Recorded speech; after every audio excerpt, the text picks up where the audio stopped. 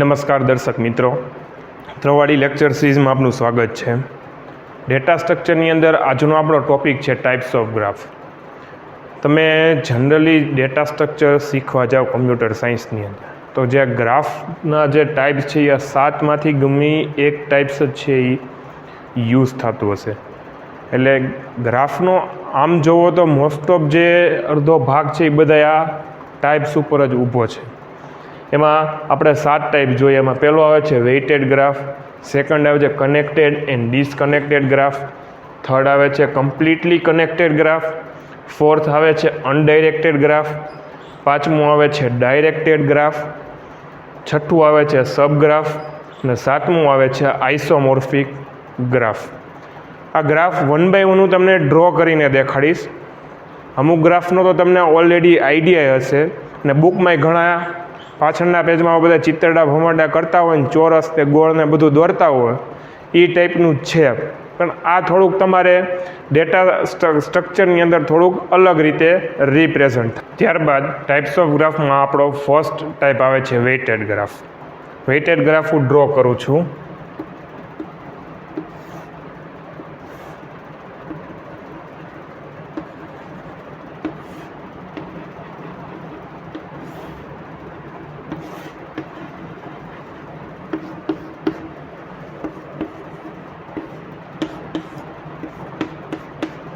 આ ટાઈપનો ગ્રાફ છે મારો। હવે આની અંદર છે ને હું એક વેલ્યુ આપી દઈશ।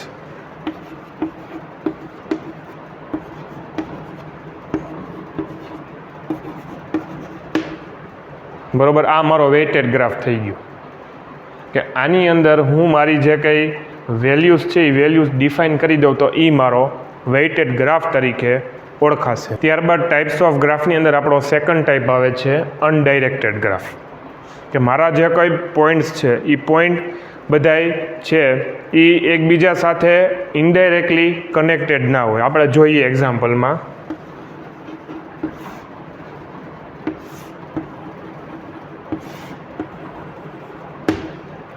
આ મારો થયો ઇનડાયરેક્ટેડ ગ્રાફ। અનડાયરેક્ટેડ ગ્રાફ છે આપણો। મારે પોઈન્ટ એ અને પોઈન્ટ ડી છે એ એકબીજા સાથે કનેક્ટેડ નથી, તો આ રીતનું એક્ઝામ્પલમાં તમારે ડ્રો કરવું હોય તો ડ્રો કરી શકો અનડાયરેક્ટેડ ગ્રાફની અંદર। ત્યારબાદ થર્ડ ટાઈપ આવે છે ડાયરેક્ટેડ ગ્રાફ।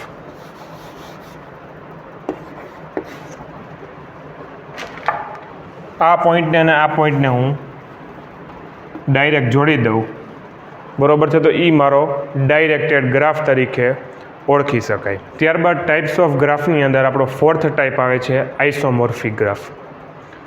હવે એક ગ્રાફ આપેલો છે, એ ગ્રાફને હું અલગ અલગ રીતે રિપ્રેઝન્ટેશન કરું તો એ મારું આવશે આઇસોમોર્ફિક ગ્રાફ। આપણે એક્ઝામ્પલ જોઈએ।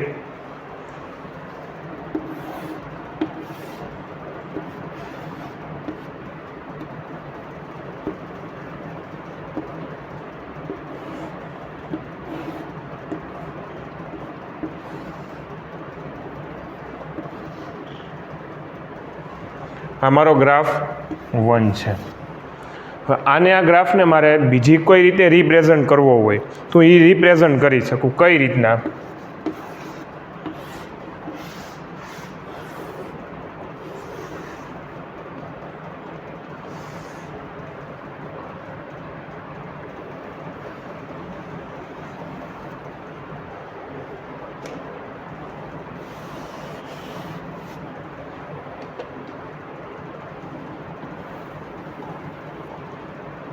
બરોબર, ગ્રાફ મારા સેમ છે।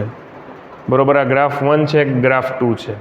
બરોબર, આની અંદર જો એજીસ કેટલી છે 1 2 3 4 5 ને 6, આની અંદર એ કેટલી થશે 1 2 3 4 5 અને આ મારી 6। બેમાં વસ્તુ સેમ યુઝ થઈ છે, ખાલી રિપ્રેઝન્ટ કરવાની જે વસ્તુ છે એ બે ખાલી અલગ અલગ થઈ જશે। એટલે આ મારો કહેવાશે આઇસોમોર્ફિક ગ્રાફ। ત્યારબાદ ટાઈપ્સ ઓફ ગ્રાફમાં આપણો પાંચમો પ્રકાર આવે છે સબ ગ્રાફ। તમને વર્ડ ઉપરથી જ ખબર પડી જતી હશે કે ગ્રાફની અંદરથી એક હું નાનકડો ભાગ બહાર કાઢી લઉં તો એ મારો કહેવાશે સબ ગ્રાફ। માની લો કે આપણે રિયલ લાઈફ એક્ઝામ્પલ જ પકડીએ ગૂગલ મેપનું, ડેસ્ટિનેશન એથી ડેસ્ટિનેશન બી સુધી મારે જવું છે, પણ વચમાં મારે એ સર્ચ કરવું છે કે કેટલી કેટલી હોટલો આવે છે, બરાબર છે. તો એ એઝ અ સબગ્રાફ તરીકે ઓળખવું હોય તો ઓળખી શકો તમે. એમ આની અંદર પણ સબગ્રાફમાં આપણે એક એક્ઝામ્પલ લઈએ.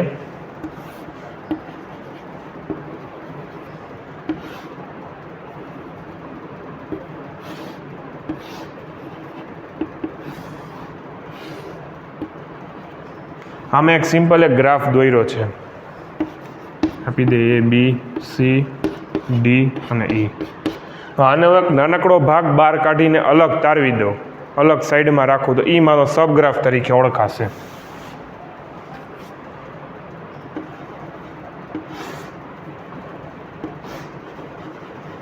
બરોબર, આ એક ભાગ મેં બહાર કાઢ્યો તો આ મારો કહેવાશે સબગ્રાફ.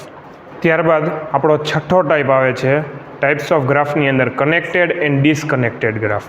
તો તમે વર્ડ ઉપરથી જ પકડી શકો કે કંઈક કનેક્ટ કરવાનું ડિસકનેક્ટ કરવાનું કામ કરતું હશે આ ગ્રાફની અંદર. આપણે એક્ઝામ્પલ જોઈએ એટલે વધારે આઈડિયા આવશે.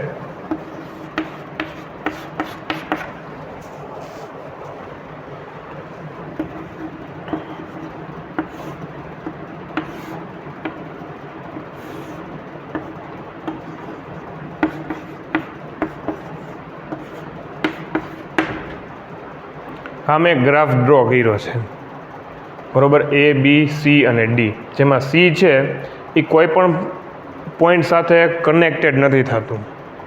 તો આવા ગ્રાફને આપણે ઓળખી શકીએ ડિસકનેક્ટેડ ગ્રાફ તરીકે.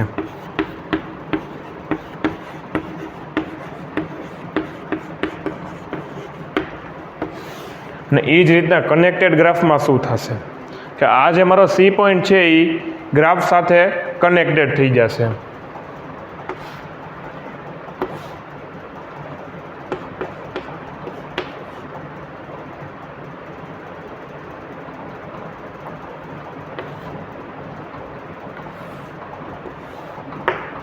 બરોબર, આ મારો થયો કનેક્ટેડ ગ્રાફ.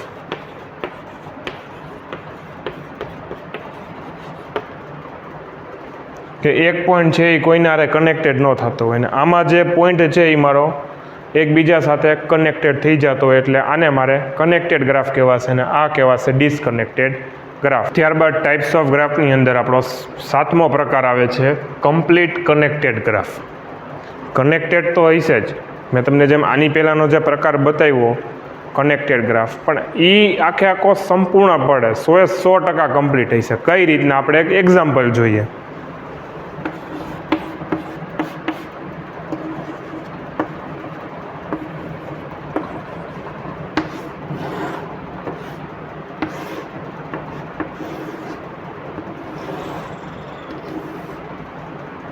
બરોબર, આ મારો જો એક કમ્પ્લીટ ગ્રાફ તરીકે ઓળખી શકો કે બધા પોઈન્ટ છે ને એ એકબીજા સાથે કનેક્ટેડ છે. જોઈ લ્યો તમે, A લઈ લ્યો, B લઈ લ્યો, C લઈ લ્યો કે D લઈ લ્યો, બીજા બધા જે પોઈન્ટ્સ છે એ બધા પોઈન્ટ સાથે 100% કનેક્ટેડ થઈ છે, એટલે એને કહેવાશે કમ્પ્લીટ કનેક્ટેડ ગ્રાફ.